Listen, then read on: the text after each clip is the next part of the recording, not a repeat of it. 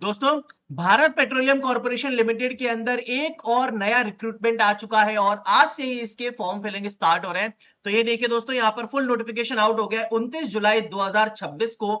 और ये जो रिक्रूटमेंट है ये नॉन मैनेजमेंट पोस्ट के लिए है। तो यहाँ पर हम देखते हैं, तो इसमें मुंबई रिफाइनरी और कोची रिफाइनरी के लिए यहाँ पर ये रिक्रूटमेंट निकाला गया है।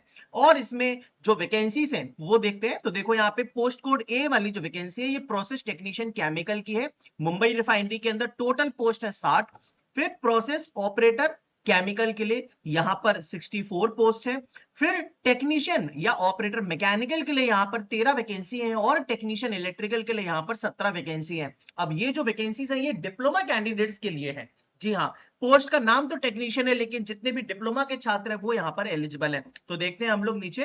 तो देखिए यहाँ पर जो बेसिक पे आपका रहेगा मेरे दोस्त वो 26,500 का रहेगा, है ना। In the pay scale of 26,500 ये बेसिक पे रहेगा। और इसके अलावा फिर आपका जितना भी अलग अलग अलाउंसेस होता है वो सब, तो लगभग 26,500 में आप अलाउंसेस वगैरह लगाएंगे तो 40-45 हजार के आसपास आपकी इसमें सैलरी बनेगी।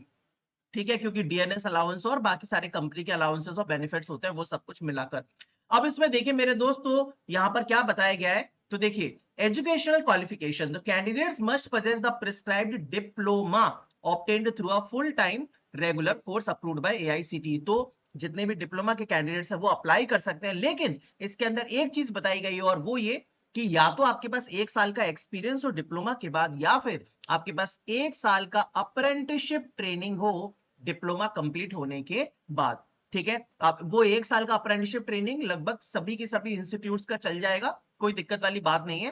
तो पोस्ट कोड जो ए और बी था केमिकल वाला, तो उसमें तो केमिकल इंजीनियरिंग और केमिकल टेक्नोलॉजी से जिन्होंने डिप्लोमा किया है वो अप्लाई कर सकते हैं। जो मैकेनिकल वाली पोस्ट थी उसमें मैकेनिकल इंजीनियरिंग से डिप्लोमा होना चाहिए। और जो इलेक्ट्रिकल की पोस्ट है उसमें इलेक्ट्रिकल या फिर इलेक्ट्रिकल एंड इलेक्ट्रॉनिक्स या फिर इलेक्ट्रिकल पावर सिस्टम या इलेक्ट्रिकल इंजीनियरिंग इंडस्ट्रियल कंट्रोल, ये जो 4 ब्रांच लिखी है डिप्लोमा की, सिर्फ यही कैंडिडेट्स अप्लाई कर सकते हैं इलेक्ट्रिकल की पोस्ट पे।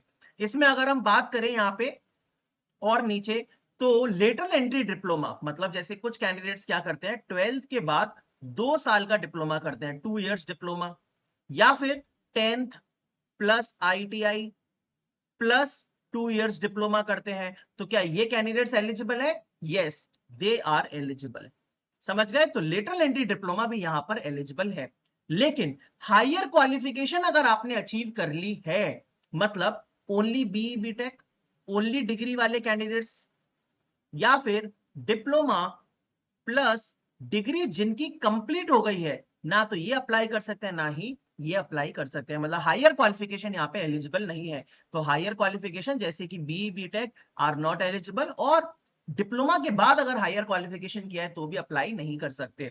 यहाँ पर जो एक्सपीरियंस की डेट है, मतलब 1 जुलाई 2026 से पहले आपका 1 साल का एक्सपीरियंस कंप्लीट हो जाना चाहिए। एक्सपीरियंस मतलब अप्रेंटिसशिप, या तो आपके पास किसी कंपनी का एक्सपीरियंस हो, ये देखो इसमें एक्सपीरियंस भी मेंशन है, should have minimum 1 year relevant post qualification work experience. या तो 1 साल का आपके पास किसी कंपनी का एक्सपीरियंस हो या 1 साल की अप्रेंटिसशिप हो, तो भी आप इसमें अप्लाई कर सकते हो। ठीक है, और उसकी कट ऑफ डेट है 1 जुलाई 2026।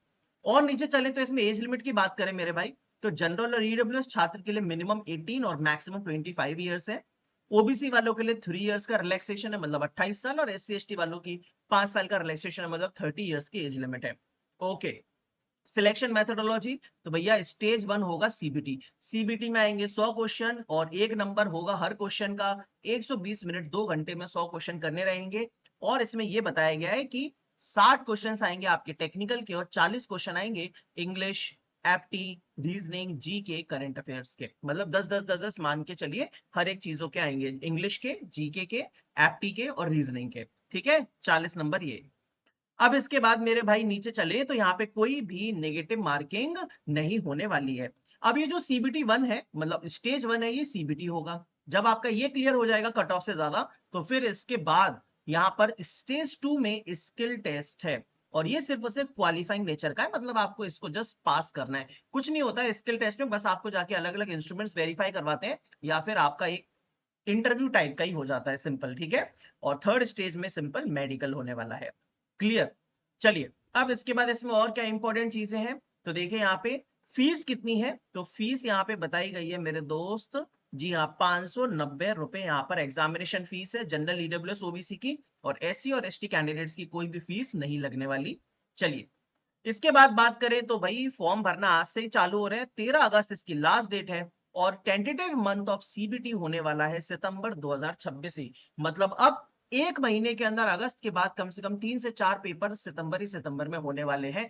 तो ये बीपीसीएल का पेपर भी सितंबर में ही होगा, और उसके 10 दिन बाद आपको एसपीटी मतलब स्किल टेस्ट के लिए बुला लिया जाएगा। ठीक है, तो ये रहा पूरा का पूरा रिक्रूटमेंट। इसको लेके अगर आपको कुछ भी और जानकारी चाहिए हो तो कमेंट सेक्शन में एक बार जरूर बताइएगा, और प्लीज इस वीडियो को जरूर लाइक कर दे। मैं देखता हूं कि आप लोग ऐसा लाइक वगैरह नहीं करते हैं भाई, ऐसा क्या करते हो, ऐसी क्या दिक्कत है यार? एक थंब भी तो प्रेस करना है भाई। मेरी मेहनत जो है आप लोगों के लिए सारी की सारी रेगुलर अपडेट्स, स्ट्रेटजी वगैरह सब कुछ ये रेगुलर अगर आप चाहते हो तो यार आपको भी सपोर्ट करना पड़ेगा इस चैनल को। ठीक है, लाइक कर दीजिएगा। Thank you.